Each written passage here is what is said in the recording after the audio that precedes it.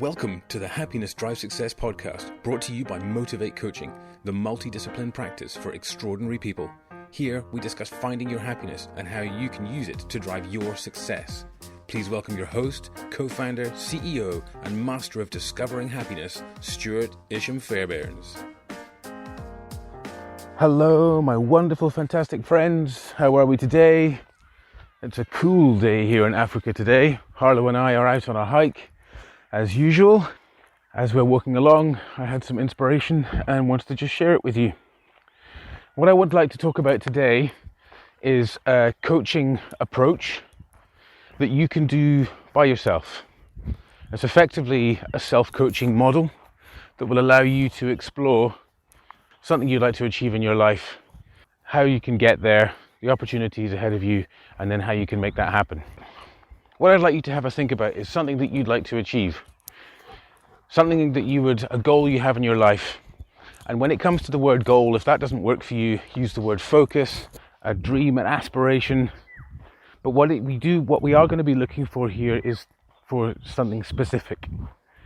If you want to be a millionaire and you want to have an island in the Caribbean, or you want to have a family of 5 and you've got no partner at the moment or kids, if this is a large aspiration, that's great. But what I'm going to then ask you to do is just break it down to something a bit smaller. And how we're going to do that is we're going to make sure that the goal is SMART. So when I say SMART, lots of you out there might know the acronym SMART.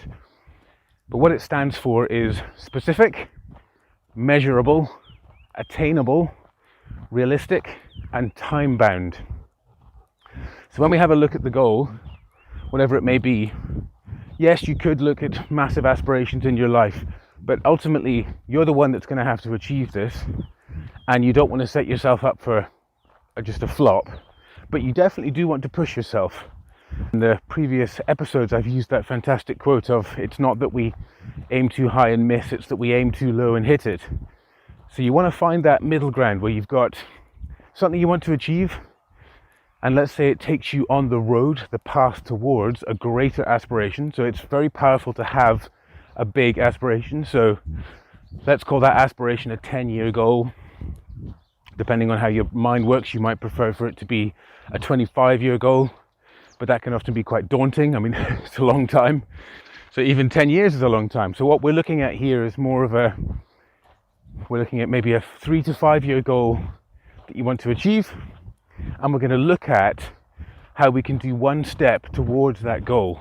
And that's the purpose of this exercise. Okay, so that gives you some context of how to break down the goal into what we're going to be looking at, focusing on through this conversation today.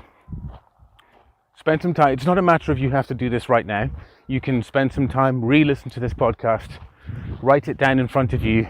You can start with your 25, your 10 year, your 5 year, whatever works best for you. And then you can bring to your goal. Now, you might know very clearly what the goal is right now. You might have a presentation that you have to smash, and you want to build your confidence around doing that presentation. So your big goal now is you want to build up your confidence. And in that particular scenario, you obviously will it will be time bound, because the presentation will be happening at a certain point. So you'll know that you have that much time. But again, you need to be realistic. So if the presentation is tomorrow, you're not going to suddenly find oodles of confidence by tomorrow.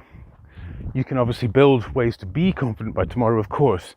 But what we're looking at here is sustainable change. We want to look at things that are going to make a marked impact on your life. It's going to help take you forwards to where you want to be in that 5, 10, 25 year goal. We're not looking for flippant moments of joy. We're looking for sustainable changes and differences and impacts on your life that will help you really move forward to where you want to be. Okay, so now we've kind of looked at the goal. What you want to look at is, you might look at that goal and think, well, let's stick with the example of the confidence for the presentation. You might think, well, I just don't have that confidence. It's not the person I am. It's not me. You might have all of these sort of negative self-talks that might come in. What I would ask you is a couple of questions. When in your life have you done something where you did display confidence, where you saw success similar to the success that you're looking for. Now that doesn't mean that it has to be doing a presentation that went really well. It could just be, it's a time when, if you feel that feeling within yourself of that confidence that you're looking for, or whatever your goal may be, if you feel that feeling inside of yourself, when have you felt that feeling? So just feel the feeling inside of yourself and cast your mind out to when this may have happened before. If there's no time that comes up and it's not there, that's fine. This is not a matter of having to have these certain things in place. Each of us are different. Each of us approach things differently. And what we want to be looking at here is what works for you specifically. Even more so, what specifically works for you specifically. So we want to be really, really specific to make sure that we do the right things for you, because when it comes crunch time, you need to be able to rely on that to be there by your side. And if it's someone else's solution to the problem, all that's going to do is it'll create, you won't necessarily believe in the solution or the support, the confidence in this example, and when it comes to the presentation, all could flop terribly. So what you want to look at is how you are going to get through this presentation, find that confidence. Again, I'm leaning quite heavily on this example of the presentation and wanting the confidence, but you would do the same in relation to what it is that you're looking for. If it's something very tangible that you're looking for, you can ask yourself, if you've got a friend that you really admire, even if it's a celebrity, you might not know them. A lot of these approaches that we talk about, they work for some people, they don't work for others. And it's not a matter of thinking, that didn't work for me, so this is all tosh. It's about finding the right way for you. And we're all different. As we talk a lot, happiness is subjective, as are the tools and ways that we get there. What we want to look at is specifically what works for you. Someone you admire, what would they do? Let's say you admire Bill Gates, as an example. It could be Oprah Winfrey. It could be your Uncle Trevor. It might be your mother. It might be your sibling. It could be your best friend. It could be your lecturer at university. It could be a colleague at work, your boss. Someone that you admire. Ask yourself, what would they do? How would they approach it? And if you're struggling with that, and that's not giving you the sort of kick gear ahead of how they would approach it, ask yourself, if that person was to come to you with this same problem, what advice would you give them? What would you say to them? If Bill Gates came to you and said, I've got a big presentation coming up and I'm feeling nervous about it and I really need to kind of build my confidence, how would you support him in that moment? What would you say to him? It's a really good way to just kind of find within yourself solutions that can really help you get to where you want to be, to help you move forwards. Okay, so now we're exploring realities around us. So we've got what are the confines, what are the constructs, so what barriers are there in this situation that you could potentially come up against? And when you discover barriers that come up, what could you do to get past those barriers? What could you do to serve yourself in achieving your goal? Now remember, the goal here is to increase your confidence when it comes to giving this presentation. So we're being very specific there, talking about this presentation. We're not looking at changing the human being that you are. We're not looking at an overnight fix here. It's going to take work, as any good sustainable change does. But what you are proudly doing is taking that first step into that arena towards where it is you want to be, doing what it is you want to do. Okay, so presenting is daunting. I think a lot of people find it very daunting. I personally love it and I've done lots of it over the years. And I've also done lots of work to help myself get past. I do come to do presentations. I'm speaking at an event or otherwise, and I still get butterflies in my stomach. But in my mind, I've associated those butterflies with excitement because I love it. That's just led towards building my confidence even more and loving what it is I do. Now you've explored the kind of confines around it. What we want to look at is, what could you potentially do to build your confidence? What is possible? If you were to imagine yourself in that presentation, what if you just completely smashed it? What could you do? What could you do right now to help you find more confidence when it comes to your presenting? What could you do?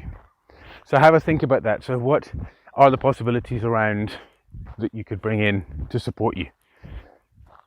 And that could be many things. I shan't answer it for you. I'm not going to lead you.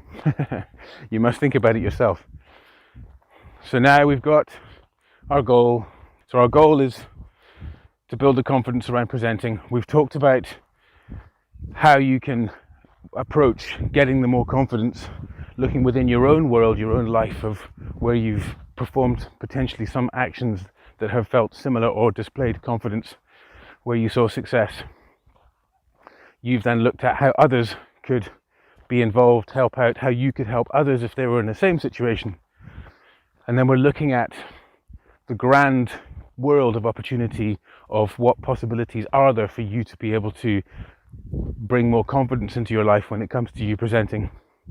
And then the last part is really important here, which is what exactly are you going to do and when are you going to do it to make you move forwards towards this goal. So again, this is a very flash in the pan, quick run through sort of coaching approach to wanting to deal with the problem. And I just want to share this with you guys because, you know, not everyone has the inclination or the feeling towards going into coaching, and I just want to give you a glimpse of what it can really do for you, because it really can change your life astronomically. And I want you guys to have the tools with you so that you can give it a blast in a moment when you need, and just explore these things for yourself. What's the worst that could happen? Experiment. If it doesn't work, so what? So what? If it does work, it may well be the catalyst that changes your entire life. That'd be pretty cool, isn't it? Why not give it a try? So what you're going to do when it comes to this last part is you're actually going to write down, I am going to, and then write what it is that you're going to do. Write specifically when you're going to do it. So it needs to, I'm talking about the day and the time. And once you've got that down, make sure that you then put it in your diary. So if you've got a Outlook calendar, a Google calendar, a physical calendar, notebook, whatever works for you in your system, just get it in there and keep yourself accountable. Now remember, we're going for a SMART goal here. We're not talking about taking over the world, again, being the most confident presenter in the world by tomorrow. We've got to be realistic. But again, let's go through the SMART model again. So if you look at your goal, you can say, is it specific? Is it measurable? So can you see progress with it?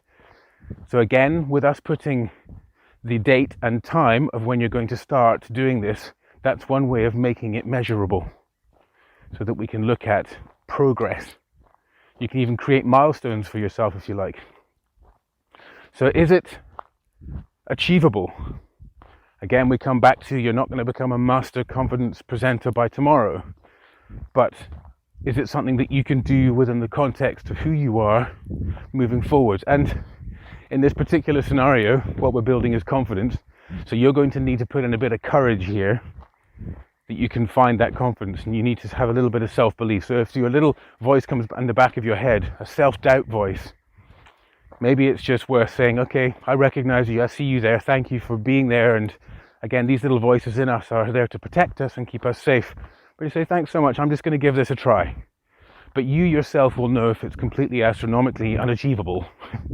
You know, you're not going to have a private jet by tomorrow, but potentially you could take steps towards whatever that goal may be. So it's make sure that it is achievable. So then realistic.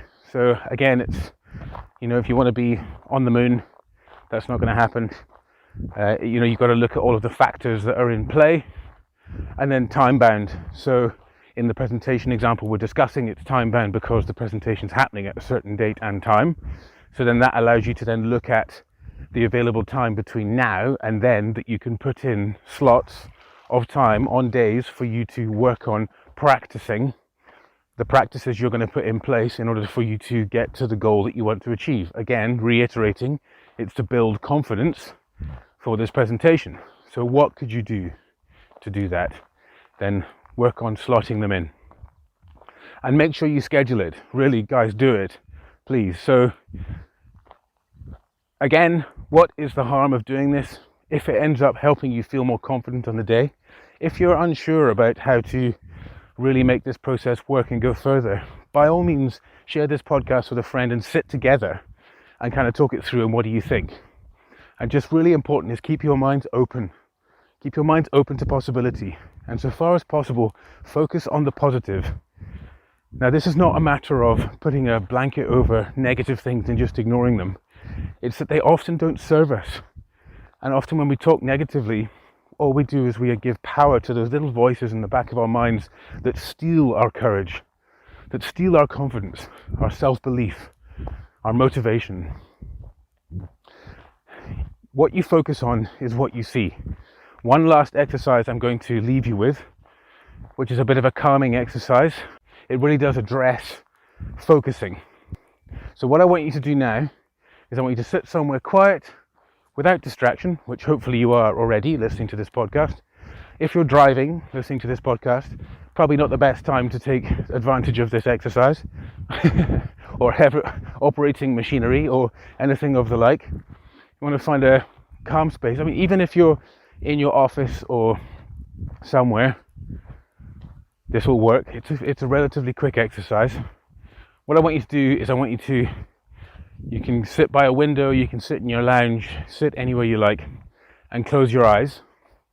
Take a deep breath in the nose, out the mouth.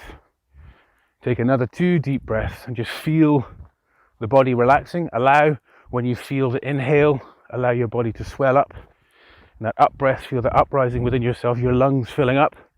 And when you breathe out, just allow it to soften your body. Feel your face soften, your shoulders, your hands, your fingers, your legs, your toes.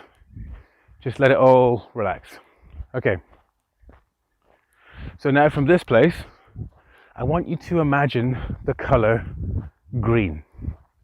I just want you to see the color green. Again, your eyes are closed here, which is very important for this exercise. See the color green. Just look at it however it works for you. It could just be a block of green. You could just imagine the color green. However your mind works, just really focus on that green. And now I'm just going to give you 5 seconds just to focus on that green. Keep your eyes closed and see green, okay?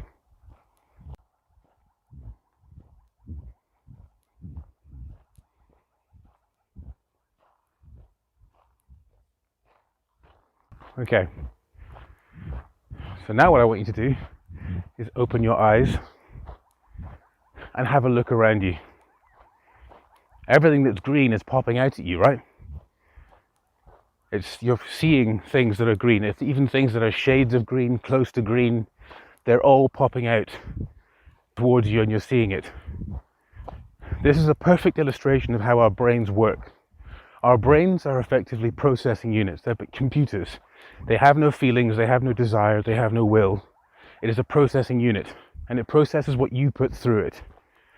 So when you tell your brain to focus on the color green, it starts looking for things that are green to extract it. So that's why when you open your eyes, what you see around you is all of this green. Now this works the same for negativity, positivity, and the exciting thing is that you have the control over it. So you can, quite literally, as you just did, feed information into your brain for what you wanted to focus on, and keep doing so each day, and it will start to focus on it. It's incredible. So this is why affirmations are spoken about a lot, having something positive in your wallet. You know, people have a talisman, and it actually works exceptionally well. For the presentation example, is having something with you that you love.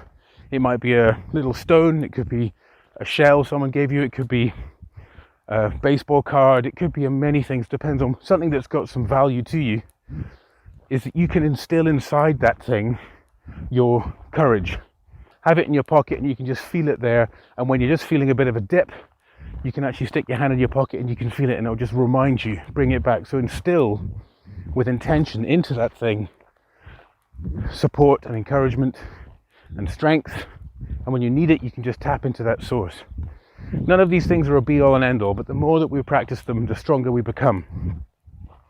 So ladies and gents, that is an introduction to a coaching model.